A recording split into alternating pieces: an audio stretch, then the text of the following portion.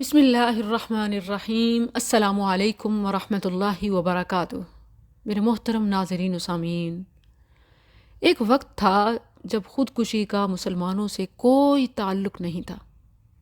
نبی کریم صلی اللہ علیہ وسلم کے دور میں ایک شخص نے اپنی بیماری کی شدت اور تکلیف سے تنگ ہو کر اپنی گردن کاٹی تو نبی رحمت صلی اللہ علیہ وسلم نے امت کو خبردار کرنے کے لیے اس کی نماز جنازہ ہی نہ پڑھائی، اور پھر اس کے بعد ہمیں عہد رسالت صلی اللہ علیہ وسلم میں سوسائیڈ کا کوئی ایک واقعہ بھی نہیں ملتا۔ مگر اب خودکشی کے واقعات معمول کا حصہ بنتے جا رہے ہیں۔ کبھی والد تو اکثر بیٹیاں، کبھی شوہر تو اکثر بیویاں سوسائیڈ کرتی نظر آتی ہیں۔ ظلم، جبر، زیادتی، تشدد اپنی جگہ، مگر اسلام میں سوسائیڈ کوئی آپشن نہیں ہے۔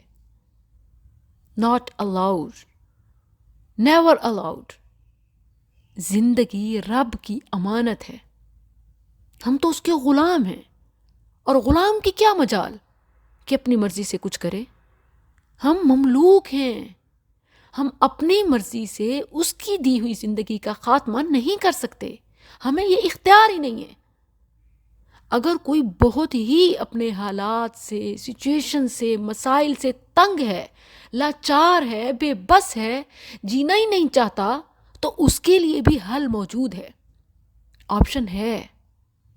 اسلام جینے اور مرنے دونوں کا طریقہ سکھاتا ہے، اور جو اس کی درمیانی حالت ہے، نہ جی سکتے ہیں نہ مر سکتے ہیں، اس کے لیے بھی دعا موجود ہے۔ نبی کریم صلی اللہ علیہ وسلم نے فرمایا، مرنا تو مرنا، اپنی جان لینا تو دور کی بات، موت کی تو تمنا کرنا بھی جائز نہیں ہے۔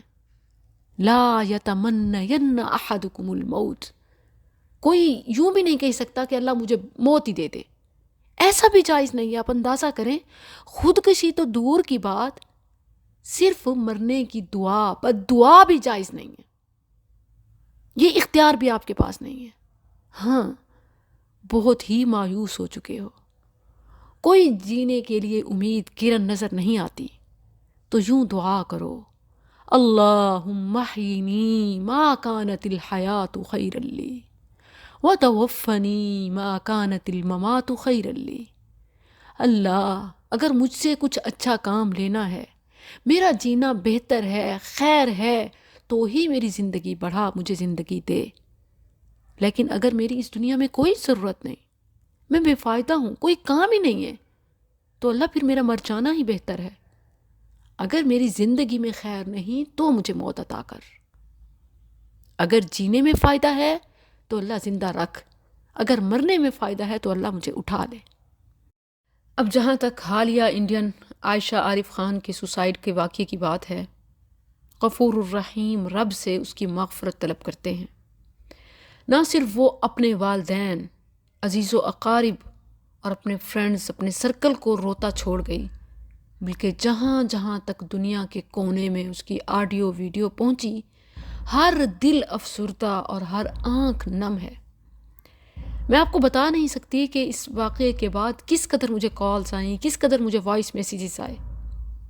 اس وقت تقریباً ہر لڑکی کسی نہ کسی طرح اپنے آپ کو عائشہ سے ریلیٹ کرتی ہے۔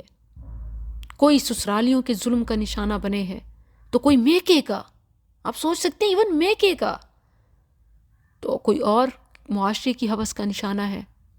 دن ہو یا رات، بہنیں التجائیں کر رہی ہیں کہ کوئی تو ہماری کیفیت کو بیان کرے، کوئی تو معاشرے کے ان لوگوں کو سمجھائے کہ گناہ گار صرف سوسائیڈ کرنے والا یا کرنے والی نہیں ہے، اس کے پیچھے جتنے جتنے عوامل ہیں وہ بھی برابر کے گناہ گار ہیں۔ آپ خون تلاش کرتے ہیں ان کے دامن اور ان کے ہاتھوں پر، کوئی غلط کہہ رہے ہیں سوسائیڈ کرنے والوں کو، تو کوئی مذمت کر رہے ہیں سوسائیڈ کی۔ کیا پتہ نہیں کہ اس کے پیچھے جو اس کو اس انجام تک پہنچانے والا ہے، وہ بھی برابر کا گناہ گار اور برابر کا مجرم ہے۔ میری بات کو سمجھیں، جس طرح فرض کفایہ ہوتا ہے، اسی طرح حرام کفایہ بھی ہوتا ہے۔ نہ صرف جرم کرنے والا گناہ کا ارتکاب کرنے والا مجرم ہوتا ہے، گناہ گار ہوتا ہے، اس کے پیچھے جو بھی اس کو وہاں تک پہنچانے والا ہوتا ہے، جس کا جتنا ہاتھ کردار ہوتا ہے وہ بھی برابر کا گناہ گار ہوتا ہے۔ جہیز ایک لعنت ہے تو بری ایک مصیبت، اور تالی دونوں ہاتھوں سے بجتی ہے اور بج رہی ہے۔ جہاں قصور لڑکے والوں کا ہے کہ وہ ناجائز حرام جہیز کی ڈیمانڈ رکھتے ہیں، لالچ کرتے ہیں، وہیں قصوروار لڑکی والے بھی ہیں۔ وہ بھی تو لڑکے کی سیلری، گھر، جاب دیکھ کر ہی شادی کرتے ہیں۔ وہ کون سا نماز، دین، قرآن اور باعمل انسان دیکھتے ہیں؟ تو دونوں طرف سے اس معاشرتی برائی پر نظر رکھنے اور اس کو جڑ سے ختم کرنے کی ضرورت ہے۔ معیار تقوی، دینداری، نماز اور قرآن باعمل انسان ہونا چاہیے۔ ان اکرمکم عند اللہ اتقاکم، تبھی جا کر زندگیاں بھی بچائی جا سکتی ہیں اور معاشرے کو بھی خوشحال بنایا جا سکتا ہے۔ تو اپنی آواز اور اپنے کردار کے ذریعے اس سوشل ایول کے خلاف جہاد کریں اور اللہ کے لیے جیتے جی ان بچیوں کو درگور مت کریں۔ وَإِذَا الْمَوْءُودَةُ سُئِلَتْ بِأَيِّ ذَنبٍ قُتِلَتْ، وہ پیدا ہوتے ہی گاڑ دیتے تھے، تم جوان کر کے گاڑ دیتے ہو۔ ہاتھوں پہ لگے خون کو تم رنگے ہنا کہتے ہو، دامن پہ جو لگ چکے ہیں داغ انہیں کیا کہتے ہو؟ سوسائیڈ حرام ہے، سوسائیڈر مجرم ہے، تو تم بھی تو مجرم ہو جو اس تکلیف سے دوچار کرتے ہو، اس ذہنی کیفیت میں مبتلا کرتے ہو کہ کوئی اس آخری قدم تک کو پہنچ جاتا ہے اور اٹھا لیتا ہے۔ اللہ کے لیے اپنے ہاتھ جو خون سے آلود ہیں انہیں دھو لو، اپنا دامن پاک کر لو اور اس رویے کو، اس کام کو